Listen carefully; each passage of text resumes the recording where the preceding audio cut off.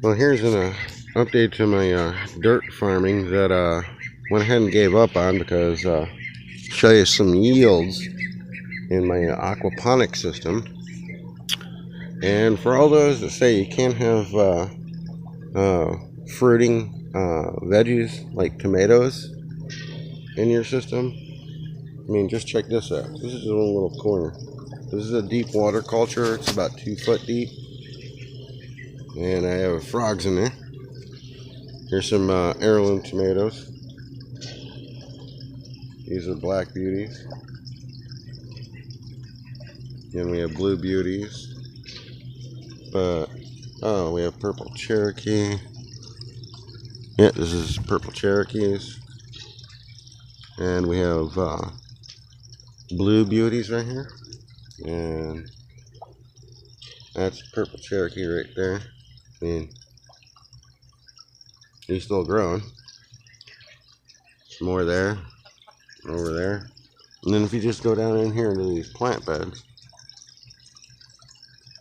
and you can see they're flowering.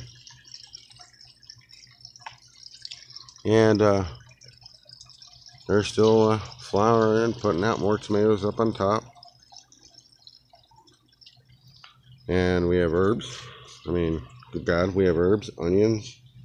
We have green peppers and onions, and some cayenne pepper there. And we got cucumber growing up. Grapes there in the back. We just put in probably a week ago. He's still catching on. And here's like a whole bunch of green peppers. They're just putting them out everywhere. These, I believe, are the California Wonder. And over here we still have more onions, as you can see here. And broccoli. Lots of broccoli. We're trying out some spacing and see how much we can make out of one of these 55-gallon drums. You see, got the irrigation going in with valves on each one so you can control your flow. And then we got the drain coming out, goes all the way back and drops into the deep water culture, which I'm also using as a reservoir. But yeah, I don't know if you can see them. We got tadpoles. It got done raining here, so it's a little overcast. Now let's go around the system. And yes, I had to fence it in because I find I got some critters. Chickens right over there.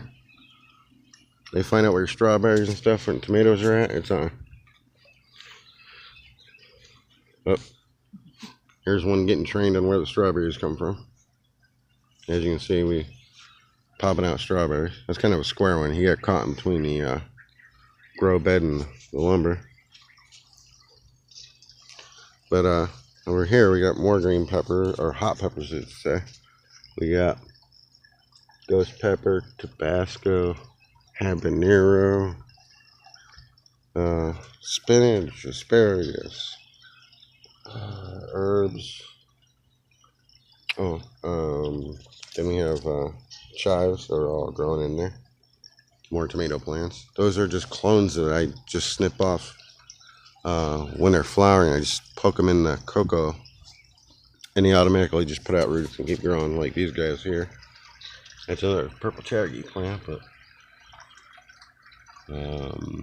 sage, and we got lettuce popping up, and strawberries kind of like expanded into this one here.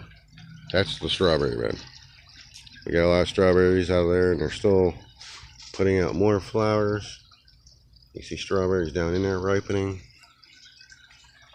And then back over here, here's the other side of the tomatoes. And I've had people, I'm not mentioning any names, say that this creates a lot of plastic. Everything you see here, except for the PVC and lumber, was about to be thrown out. Yes, everything here. Even this big water tank, which had a crack on top of it, I just took a circular saw, cut it in half, boom. Same thing with the barrels. My next door neighbor had a ton of these barrels, which right over here, and she just gave them to me. And split them in half, bulkhead fittings, boom, bang, beam. You got yourself grow beds. We got all kinds of growth growing around here. And this is probably about a 1,000-gallon system running off 3-4 pumps. Let me show you something really interesting. That is a banana tree plant that wasn't doing too good in the yard, even though we put all kinds of manure and stuff in there. Could never really get it past that point. I pulled it out of the ground. It was just one huge nub of roots, and stuck it in here 3 months ago, and it's just doing incredible. Every day you see something new on it. But you see we just got some rain. Flowers around it. Attract pollinators. And it's also, all these grow beds here have red wiggler worms in it. It's a very interesting component to have in your system. It helps break down your ammonias and the nitrates. But again, here's all the pump side of it. It's not pretty or anything, but it is functional. And here's the swirl filter, which is the dual draining system here, because I made it so there's 2 pipes, and they just simply swirl around, separate solids out, frogs and stuff in there, and it comes out and goes back into the grow bed with 2 different pipes. As you can see, plenty of fertilizer and ammonia in the system. And again, the worms will break that down into a fertilizer that's usable. Again, we can come over here and take a look at the fish tank, which I'm just using goldfish, koi, crawfish, suckerfish. I think that's all I got in there, but I got a lot of them. Say hello to ducks. And 2 lazy dogs watching the ducks. Okay, now here's the fish tank, and it's got 2 aerators. I also have an aerators in the deep water culture, but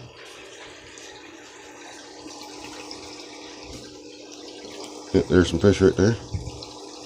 All the big ones stay on the bottom. Shams again. Here they come. I like prawn. I feed them like twice a day, and the feed is really cheap. You can get it from the feed store. It's like $12 for 50 pounds, and it's a multi-species fish food. But again, I'll go ahead and post this and see how you guys like it.